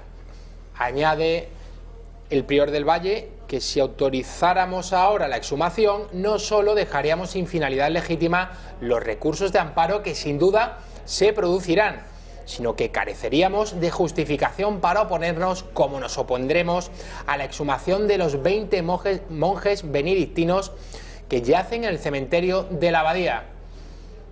Sigue esta carta: el sometimiento a lo que los tribunales decidan no significa en modo alguno renuncia a los recursos que el ordenamiento nos ofrece ante una violación de derechos fundamentales.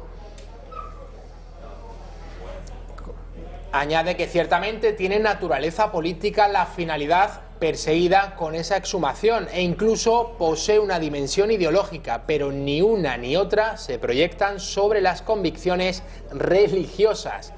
Una carta fechada en el día de hoy, 9 de octubre de 2019.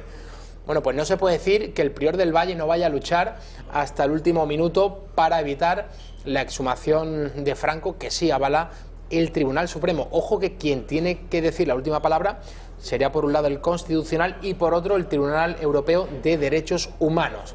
¿Llegaremos a ver el recurso hasta estas instancias o directamente el Gobierno, avalado por el Supremo, ejecutará la exhumación o profanación? Bueno, el recurso es una cosa más de la familia. Entiendo yo ahí lo que siempre he defendido es que si la familia considera que se le está agrediendo en cuanto al eterno descanso de un familiar, pues debe recurrir a lo que constitucionalmente la Constitución, valga la redundancia, le ampara, ¿no? Que es todos los recursos posibles allá donde, como hace cualquier ciudadano español.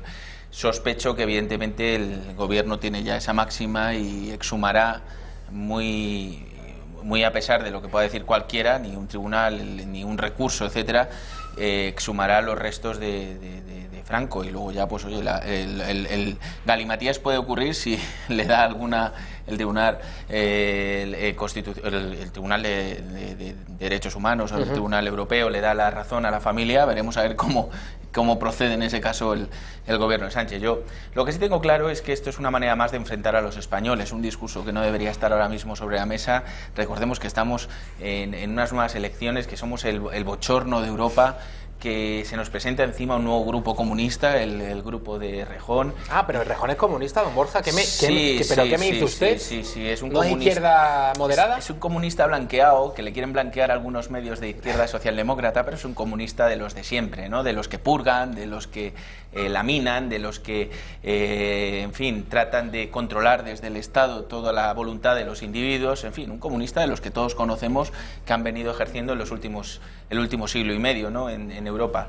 Entonces, bueno, pues evidentemente, y volviendo a lo del Valle, yo creo que la familia es la que tiene el máximo derecho a decidir dónde descansar los restos de un ser querido, como pasa en todas las familias, ¿no? Pero más allá de la ley, es que es algo de sentido común, Borja. Claro, evidentemente. Estamos hablando de muertos. Evidentemente, y así un poco en la carta del prior es lo que se traduce, ¿no? Que el prior aboga porque sea la familia la que siga recurriendo a altas instancias esta decisión, ¿no? Insisto, una decisión que, como digo, compete al ámbito familiar, pero sí que es cierto que una vez más deja entrever el carácter sectario del socialismo y del comunismo, reabrir las heridas que estaban absolutamente cerradas o que trataban de estar cerradas, hasta que, bueno, por un lado el señor Zapatero, ahora su heredero político, que es el señor Sánchez, y por supuesto todos estos grupos atomizados comunistas que lo único que pretenden es, en río revuelto, pues obtener alguna ganancia para su bienestar personal, como vemos de manera habitual, ¿no? Vamos a escuchar a Carmen Calvo, vicepresidenta del Gobierno en funciones, y también a Luis Felipe Utrera Molina, el abogado de la familia Franco. Cuanto antes mejor, porque esa es la decisión que el presidente ha adoptado para alejarlo en lo posible de la campaña, recordando, que siempre lo hago, que estamos en esta situación porque la familia Franco ha decidido utilizar todos los recursos que han ido paralizando, al final para nada, la decisión de este Estado democrático y porque obviamente el Tribunal Supremo hace su trabajo y su calendario cuando considera oportuno, sin más intromisiones. Estamos en esta situación porque la familia Franco ha decidido durante un año contestarle a la democracia española nada más y nada menos que la aplicación de una ley. Por nosotros esto ya estaría hecho. Che Guevara, ¿eh? Lo que dice el Supremo es que, como es natural y es evidente por el carácter inviolable de la Basílica, para acceder se necesita una nueva autorización que ha sido solicitada por el Gobierno, que ha interpretado exactamente lo mismo que el Tribunal Supremo, es decir, la necesidad de contar con autorización del prior de la abadía del Valle de los Caídos. A mi entender, no deberían hacerlo. El Gobierno debería ser prudente y hasta que no se hayan agotado todas las instancias judiciales, no aprobar ningún acuerdo que sería en todo caso impugnable ante el Tribunal Supremo. Es decir, yo acabo de escuchar a la vicepresidenta del Gobierno diciendo que la familia lleva un año contestando a la democracia. Yo tengo que decir que lo que está haciendo la familia es utilizar las herramientas que establece la propia democracia. Pues veremos cómo acaba este asunto. Lo que está claro es que el Gobierno lo utiliza como artefacto, como arma electoral. Ya estamos cerquita del inicio de la campaña, el 1 de noviembre, pero en realidad, Borja, vamos a quitarnos la venda de los ojos. Todos los partidos están ya pensando en las generales y todos están actuando pues como si estuviésemos en campaña. El Che Guevara, hoy, tal día como hoy, hace 52 años, fue ajusticiado por el ejército boliviano. Una figura sin duda mitificada, la de Ernesto Che Guevara, rosarino, argentino. Mucha gente piensa que el Che Guevara era cubano, no, era argentino, de una familia bien acomodada además. Absolutamente. Y este señor que cuando fue nombrado ministro de Economía por Fidel Castro, en la Cuba revolucionaria, bueno, hundió la moneda, no tenía conocimientos económicos, pero sobre todo no es eso lo fundamental de su biografía. Lo fundamental es que era un revolucionario, un guerrillero, un asesino, que fue el Che Guevara. Y en esta casa tenemos historiadores como Fernando Paz o José Javier Esparza que han abordado y han desgranado la figura del Che Guevara en muchísimas ocasiones. Este fue el que ideó campos de concentración contra homosexuales. Luego vemos la bandera, la cara del Che Guevara en las manifestaciones LGTBI, sin duda un insulto a aquellos homosexuales cubanos que sufrieron el poder despótico de este señor, y que además fue por muchos países africanos y de América del Sur promoviendo la revolución, es decir, bañando en sangre a otros pueblos que no eran solo el cubano.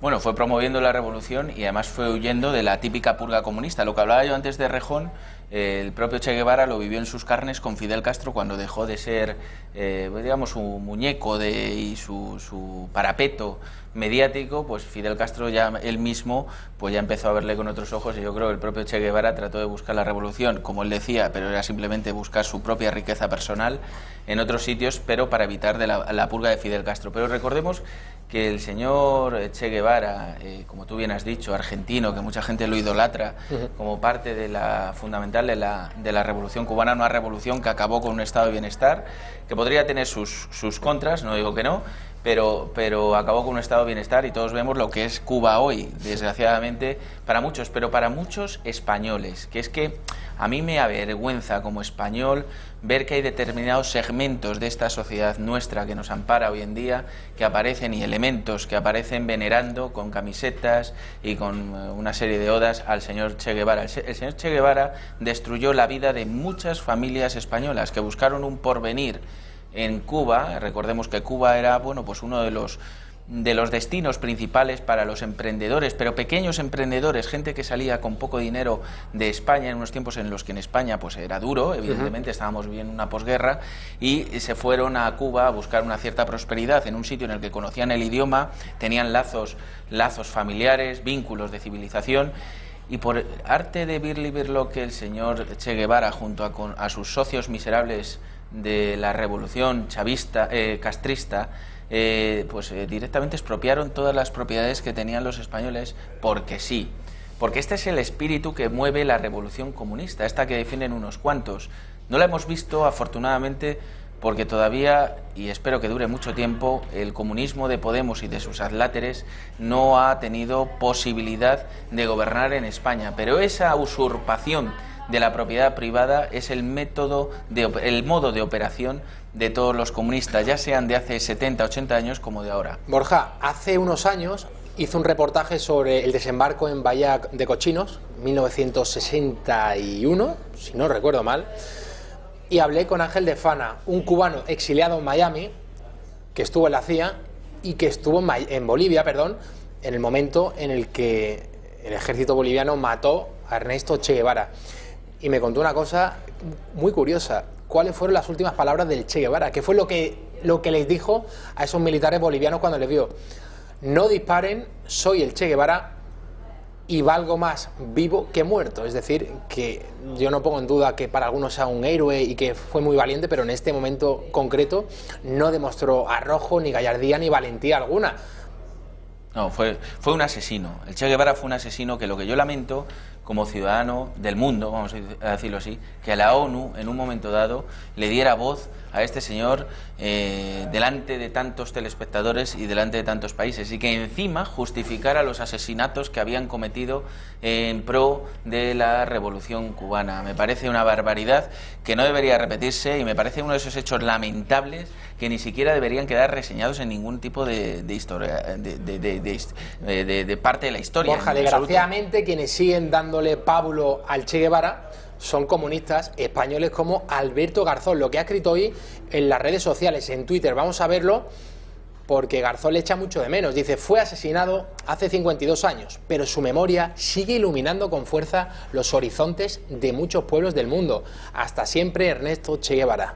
Claro. Un demócrata de pata negra, Alberto Garzón. Alberto Garzón, hermano del que se ha cargado el partido Izquierda Unida, con el único propósito de unirse a Podemos. Los comunistas son así, es decir, pero es que lo que no nos cuentan, o bueno, si lees a historiadores serios, evidentemente sí, pero si lees o ves alguna de las películas españolas de estas del cine español que nos esgrimen la historia según su punto de vista, y siempre es ese mismo punto de vista de la izquierda que lógicamente le molesta a la derecha. Bueno, pues el señor Che Guevara única y exclusivamente fue un asesino que escapó de la purga de Fidel Castro cuando ya no le era útil, y fue a tratar de revolucionar y de ganar dinero de manera desleal y tóxica en otros puntos, en África, en fin, pues en Sudamérica, en fin, y al final pues acabó siendo ajusticiado, como no podía ser de otra manera, porque un tipo que ha cometido tantos crímenes contra la humanidad como ha sido el Che Guevara, que por otro lado no es más que un discípulo de su régimen totalitario, que es el comunista, que debemos recordar que es el régimen, la ideología que más muertos ha causado, más, como decía un amigo mío, que la época de la extinción de los dinosaurios por los meteoritos. Pues este es el régimen comunista. Pedro Sánchez, presidente del Gobierno en funciones, ¿qué decía hace año y medio en el Congreso de los Diputados, en esa moción de censura que lideró contra Mariano Rajoy, hablando de la corrupción? Hoy es muy propicio hablar de las lecciones que desde el PSOE han dado sobre higiene democrática y corrupción, porque enseguida, cuando escuchemos a Sánchez, vamos a hablar de lo que todos sospechábamos, que en Andalucía se han comprado votos a favor del PSOE. Escuchemos a Sánchez. Este escenario puede cambiar en este preciso momento, señor Rajoy. Este debate en este mismo segundo puede llegar a su fin. Le voy a hacer una pregunta, señor Rajoy. ¿Está usted dispuesto a dimitir? ¿Está dispuesto a dimitir hoy, aquí, ahora? Creo que hay militantes, que hay diputados, que hay concejales, que hay personas que desempeñan y defienden su tarea y el modelo de sociedad que defiende su ideología de manera honesta y limpia. Pero es evidente, señorías, que la dirigencia del Partido Popular ha consentido o convivido con la corrupción. Bueno, pues el diario ABC ha publicado en el día de hoy en su portada que la Junta de Andalucía, gobernada por el Partido Socialista, compró votos con dinero público en el pueblo sevillano de Huévar del Aljarafe. Hay pruebas evidentes después de que en este pueblo, en el que estuvo el PSOE gobernando pues casi 40 años, las pasadas elecciones municipales, quien ganara fuera el PP, y con ese cambio de gobierno se encontraron con estos documentos que prueban la compra de votos. Este pueblo sevillano, Huevar del Aljarafe, tiene una deuda pública de 30 millones de euros. Lógico, cuando tú has estado dándole trabajo público a prácticamente todo el mundo. Compraron una máquina trituradora. Recuerdo la película de Torrente, el que interpreta a Jesús Gil en Marbella, con la máquina trituradora, que viene la policía, echando todos los documentos. Bueno, pues esto ha sido igual, O sea, Torrente, pero en Andalucía. Y el Partido Socialista estuvo destruyendo la anterior alcaldesa documentos, pero quemaron la propia máquina. Es decir, que se quedaron muchos documentos sin quemar. ¿Qué hizo la nueva alcaldesa del Partido Popular? Bueno, pues cambió las cerraduras. Fue muy hábil porque rápidamente, en ese traspaso de poderes, que ahí hay un impasse de 24 horas, mandó a que cambiaran las cerraduras. Por lo tanto, ya se aseguraba que esos documentos no iban a caer en manos del Partido Socialista Obrero Español. No es ninguna sorpresa, Borja, este tipo de actuaciones por parte del PSOE, pero ya tenemos los documentos oficiales que así lo acreditan. Bueno, sí, efectivamente, yo felicito por la información ABC. Lo que pasa es que, bueno, volvemos a lo mismo, es que a ver qué recorrido tiene esto, más que judicial me refiero al mediático. Es decir, el Partido Socialista, esta corrupción que está manifestando, no se queda circunscrita a esto que ha pasado en Huevar. Es que el Partido Socialista lleva comprando las voluntades de los andaluces muchos años, y las compra con las paguitas del PER. Es que a nadie se nos escapa que está comprando esas voluntades. Todos sabemos y conocemos historias de gente que cobra el PER y no hace absolutamente nada. Claro. Y eso son voluntades compradas, pero es que hay que decirlo alto y claro y sin ningún tipo de complejo. El socialismo ha sido un arma de corrupción masiva en Andalucía. Y ha sido, además, de la manera más vomitiva y abominable que puede existir, que es robando el dinero de los parados, de los desempleados. El mayor latrocinio que ha habido en Europa se ha producido en Andalucía con el Partido Socialista a la cabeza. Partido Socialista que, por otro lado, fue avalado por Ciudadanos, hay que recordarlo, 3 o 4 meses antes de las elecciones, donde ya Ciudadanos no le compensó seguir avalando ese latrocinio. Entre 2015 y 2018, exacto. Susana Díaz, el Partido Socialista, se apoyó en Ciudadanos para gobernar. Hasta unos meses antes de las elecciones. Y esto que ha salido en este pueblo de Andalucía es una pequeña muestra de lo que ha ocurrido, pero la mayor atrocidad ha sido ese pago, esa compra de voluntades diaria con el PER. Hay pueblos enteros que viven del PER sin trabajar apenas, y es una subvención, es un estómago agradecido para que luego, como decía el señor Errejón, que es un buen discípulo del comunismo y de camuflado en socialdemocracia, comprar esas voluntades para que cuando no estén en el poder puedan seguir ejerciendo esa presión política a través del asociacionismo. Esto es lo que ha hecho el PSOE en Andalucía durante tantos años. Esto no es más que una muestra, o los ERES o los cursos de formación para los parados que se gastaron en prostíbulos y en mariscadas. Es que hay que recordarlo porque se nos olvida. En prostíbulos y en mariscadas el dinero de todos los parados. Borja, no te enciendas porque no, llevas toda la razón. Claro. Ha sido así. Pero curioso, ¿a ti te ha sorprendido que La Sexta y otros medios de la izquierda no hayan abierto con esta exclusiva del diario ABC? No, han pasado por encima, de puntillas. Es que antes que ver La Sexta me parece mucho más importante ver Bob Esponja antes que ver La Sexta. La Sexta me parece una tele capciosa, casposa, con una izquierda que da hasta un poco de grima, ¿no? El ver cómo defienden lo indefendible y cómo critican de manera atroz a la derecha que represente lo que a ellos les molesta, que no es otra cosa que su suficiencia mediática y política. La línea de acción, nos dicen lo que debemos hacer y cuándo lo debemos hacer. Si pensamos distinto, tiran con bala contra nosotros. Hace 100 y pico años eran con balas de verdad, ahora son balas mediáticas que también hacen mucho daño. Borja Gutiérrez, muchísimas gracias por estar con nosotros. A vosotros. Vamos a publicidad y vamos a seguir hablando de otro caso de corrupción, qué casualidad, del Partido Socialista Obrero Español. El caso Marea en Asturias, que también ha pasado totalmente desapercibido por los grandes medios de comunicación. Con Roberto Hernández lo vemos, que además es asturiano, no se vaya.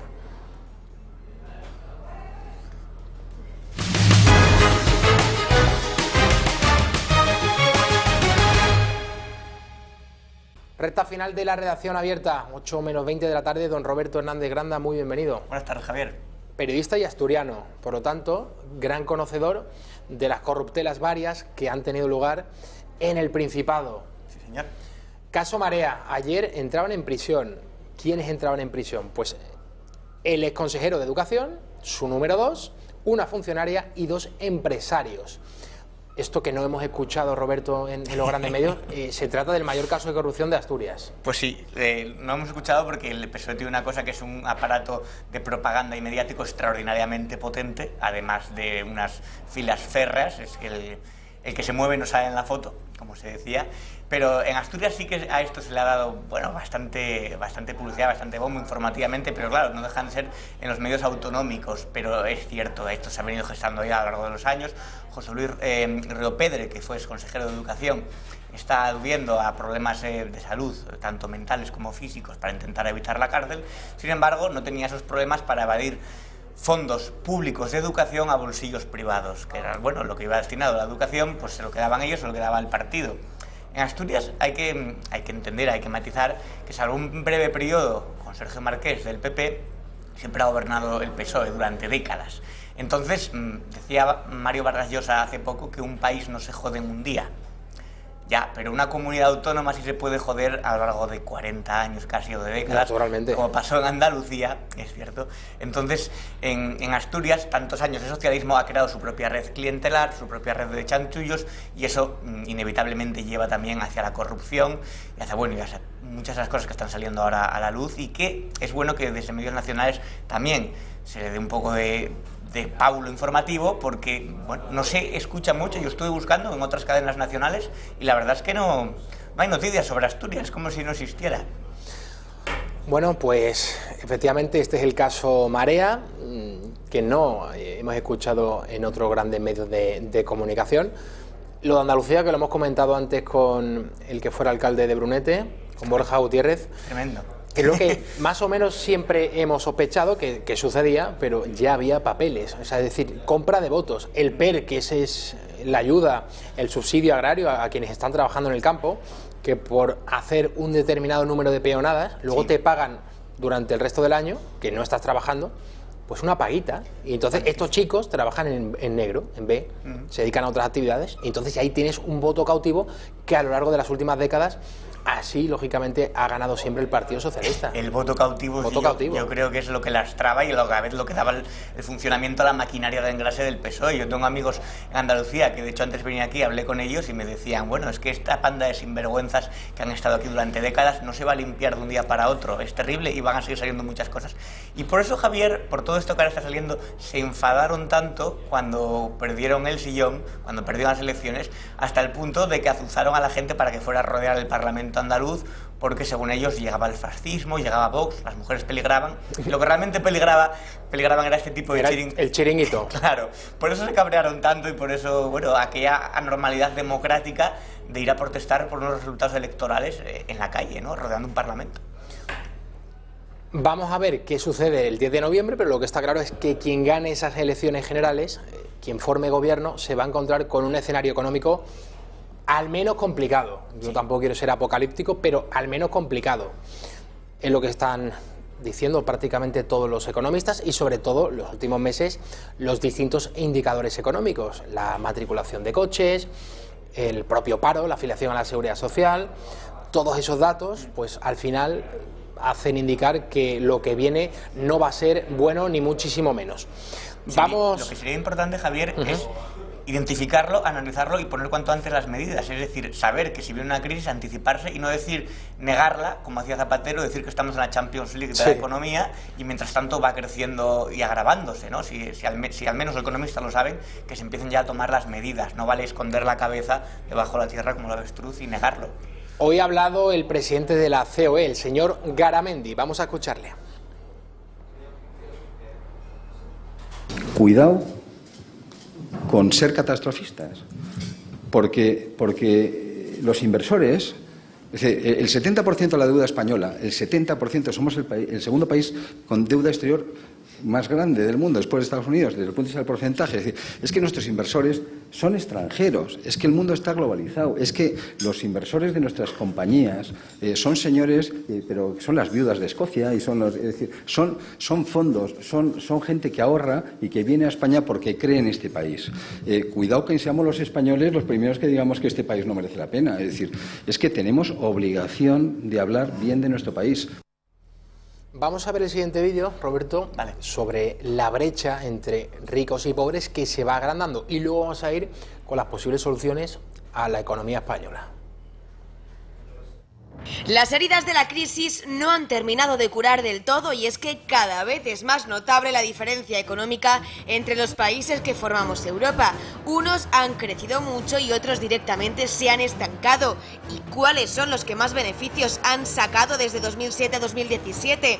Las grandes capitales y sus áreas metropolitanas, puesto que tienen mayor exposición internacional, atraen más capitales extranjeros, se acaban concentrando más riqueza que otras y en definitiva son las que más rápido crecen. Al este de Europa, Praga, Bratislava o Bucarest tienen niveles de PIB por habitante muy por encima del promedio europeo, aunque el resto de ciudades de esos países esté muy por debajo. Y por ejemplo, Italia y Alemania son los únicos dos países que no han sufrido cambios en estos 10 años y tienen un buen indicador del Producto Interior Bruto. ¿Y cuánto ha aumentado la diferencia entre los más ricos y los más pobres? Un 41% según Eurostat. En España ocurre lo mismo, crece el dinero en las capitales y se castiga las zonas agrícolas. Solo 5 comunidades españolas tienen un PIB por habitante por encima de la media europea: Madrid, País Vasco, Navarra, Cataluña y Aragón. En el otro extremo de la media del continente están Extremadura, Melilla, Ceuta y Canarias. Y nuestro país, junto con Francia, son los lugares donde más se ha ampliado la brecha entre sus regiones y el resto de Europa en estos 10 años. Problemas de la economía, Roberto, española. El tamaño del Estado, ese puede ser uno de los factores. Que los políticos, y además ahora lo estamos viendo claramente cuando llegan elecciones, a lo que se dedican, estamos viendo lo de la compra de votos, ¿no? Derroche absoluto. La compra de votos, que es algo fraudulento, pero de una manera u otra, todos los partidos con el dinero público tratan de comprar votos. Sí, claro. Esto lo ha visto muy bien Carlos Esteban en el artículo que ha publicado esta mañana en el Toro TV, con esa pizca suya de sorna y de ironía. Lo vamos a ver y ahora sí que sí vamos a comentar esas medidas económicas. Comprar el voto con el dinero de todos es una buena definición de cualquier campaña electoral. La diferencia está en eso que hemos hablado otras veces, en el desprecio por las formas. Nada más. Así, tan descarado, queda verdaderamente horrible y escandaloso, pero no es distinto en naturaleza al pensionazo de Sánchez a unos días del voto. En realidad, es 1000 veces más barato. Un peligro obvio de la democracia de partidos es que el 0,1% acabe sobornando al 51% con el dinero del 49%, por decirlo de un modo evidentemente inexacto. Cada campaña electoral es eso, una subasta tramposa en la que el político se ofrece a repartir una lluvia de millones entre sus electores con el dinero que previamente les ha sacado a ellos o, preferentemente, al vecino. Yo creo que da en el clavo, da en la diana. Os vamos a dar tanto, se va a repartir todo este dinero entre vosotros, pero ese dinero previamente ya era de los ciudadanos. Entonces, está repartiendo el dinero de público, que como dijo Calvo, el dinero público no es de nadie. A mí me ha sorprendido que ayer vimos a Pablo Casado decir: el gobierno de Sánchez está haciendo el PSOE electoralismo con las pensiones, porque la promesa del PSOE es que las pensiones estén vinculadas al IPC, ¿no? Siempre a la tercera edad o a los pensionistas se les intenta tocar el voto por ahí. Pero luego le preguntaron al señor Casado: ¿pero usted está de acuerdo con esta medida del PSOE? Sí. Pues entonces, ¿cómo critica usted al PSOE? O sea, de verdad que ahí me quedé con el pie cambiado y no me lo esperaba. O sea, críticas al PSOE por hacer electoralismo con las pensiones y luego estás a favor de lo que el PSOE está proponiendo, que es vincular las jubilaciones, las pensiones al índice de precios del consumo. Todo lo que sea, al final, ese voto, ese sesgo de población tan grande, porque la población es cada vez más envejecida, no se quiere meter, yo creo, Casado en jardines y dice: sí, apoyamos también el tema de las pensiones, y es lógico. Se va a celebrar un debate, ya saben ustedes, en la televisión pública A5, en el que va a estar Vox, va a estar PSOE, PP, Ciudadanos y Podemos. Eso ya lo saben ustedes, es el 4 de noviembre, el lunes. Y el día 7 hay un debate de mujeres, Y en ese debate de mujeres, Pablo Casado, presidente del PP, no va a llevar a Cayetana Álvarez de Toledo como se estaba barruntando. En su lugar ha decidido confiar, lo están viendo ustedes, en Ana Pastor, la que fuera presidenta del Congreso de los Diputados. Yo creo que Cayetana es la portavoz del PP en el Congreso. estaba pisando fuerte, y nunca mejor dicho. Sí. Y en quien finalmente confía Casado es en Ana Pastor. Vale, vamos a ver las distintas lecturas que se pueden hacer de esto, Roberto. Ya hemos visto que Casado ha cambiado algo fundamental en relación a la anterior campaña, que es meter a Aznar en el armario y sacar a Rajoy como reclamo electoral. En la anterior campaña hizo lo contrario, confiar en Aznar y obviar a Rajoy. ¿Esto sería interpretado, Roberto, como un giro al centro, moderación, etcétera, etcétera? ¿A ti te parece acertado no llevar a Cayetana a ese debate? En lo personal, o sea, en lo concreto de Cayetana, yo creo que además es una gran oradora, una mujer inteligente, que dice las cosas con una firmeza además que puede desbaratar los argumentos del contrario, además plantea una serie de argumentos intelectuales y culturales de un nivel que en política yo creo que destaca. Hay políticos bastante más mediocres en casi todos los partidos. Y lo de la vuelta de Casado o el guiño hacia dejar de lado la época de Aznar, hay que pensar que para mucha gente también la época de Aznar les pilló muy joven, está casi olvidado y quiere reivindicar algo más reciente y no sacar el pasado que entre algunos electores más nuevos o más jóvenes puede ser desconocido o tener la mala prensa aquella que arrastró a Aznar por la guerra de Irak, etcétera, y quiere, digamos, renovar. Siempre él empezó a hacer una renovación del partido desde dentro y ha puesto el PP con un montón de caras nuevas. Por parte de otros partidos, Podemos, Irene Montero, era de prever. Sí. Vox lleva a Rocío Monasterio a este debate. Ciudadanos, a Inés Arrimadas. Y el Partido Socialista, ¿a quién? A María Jesús Montero. Bueno. Conocida como chiquiministra, sorpresa total. Uno esperaba a Carmen Calvo, que es la vicepresidenta del Gobierno en funciones, no sé, incluso a Adriana Lastra, pero a quien lleva es a María Jesús Montero, Hombre, la titular de Hacienda. Adriana Lastra... No digo que tenga nivel, pero de las caras que suelen verse, ¿no? Habitualmente. Sí, de todas formas yo creo que ahí hay una diferencia que se verá en el debate, pero hay una diferencia entre niveles muy, muy grande. O sea, por un lado pienso que Inés Arrimadas y que incluso Rocío Monasterio, pues dialécticamente, por encima de la demagogia simplista de esta de pensamiento camiseta de Irene Montero, sí, es verdad, repiten eslogan. Pensamiento camiseta, me voy a atribuir ese término, me gusta. Es el pensamiento que entra en una camiseta.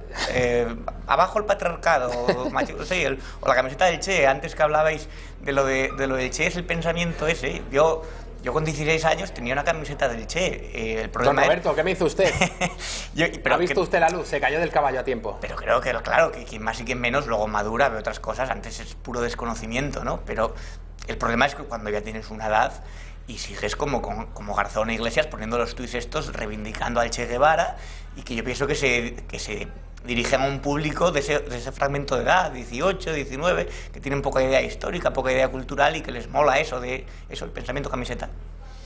Pues me lo voy a apuntar, del pensamiento camiseta, me ha gustado, sin ninguna duda. Vamos a escuchar a Isabel Cela, ministra portavoz del Gobierno. El gobierno que formemos solo puede tener un sustrato, que es el Partido Socialista Obrero Español, que sale a ganar y quiere gobernar en solitario.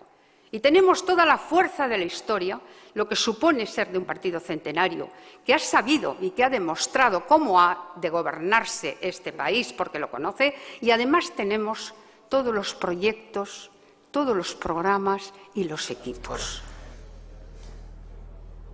Roberto, mientras escuchaba a Isabel Cela, ha dicho, bueno, ahora presumen de la historia. Cuando Abascal el pasado domingo en Vistalegre recordaba los momentos más negros, el propio fundador Pablo Iglesias, las amenazas de muerte a Antonio Maura en las Cortes, o Francisco Largo Caballero, el que fuera ministro durante la Segunda República, que llamaba directamente a la guerra civil, Está claro que el peso del 34 no es el peso de ahora, pero tampoco es como para sacar pecho y sentirse orgulloso de un partido centenario que ha tenido, bueno, esos claroscuros y muchas veces más oscuros que claros. Raquel, no sé si podemos recuperar, sospecho que sí, las declaraciones de Abascal, en la parte en la que en ese mitin pronunciado en Vistalegre hablaba de la historia criminal del Partido Socialista Obrero Español, y después de aquello, pues la izquierda mediática se echaba la mano a la cabeza. Digo yo que A, o no conoce la historia del PSOE, B, la conocen y les parece estupenda. Vamos a ello. Y la historia del Partido Socialista es una historia criminal, desde su fundador, Pablo Iglesias, amenazando en el Parlamento de muerte a la oposición. con el golpe de Estado contra la República en el año 34, con el pucherazo de las elecciones de febrero del 1936, con el asesinato del líder de la oposición a manos de la escolta socialista. Pero no hemos terminado con el robo del oro del Banco de España que se llevaron a Moscú. Y podemos seguir con la petición de amnistía para los terroristas en los primeros años de democracia, en los que el PSOE decía amnistía y autodeterminación. Pasaron de pedir la amnistía a los terroristas a practicar el terrorismo de Estado que deslegitimó la lucha antiterrorista a nuestros guardias y a nuestros policías.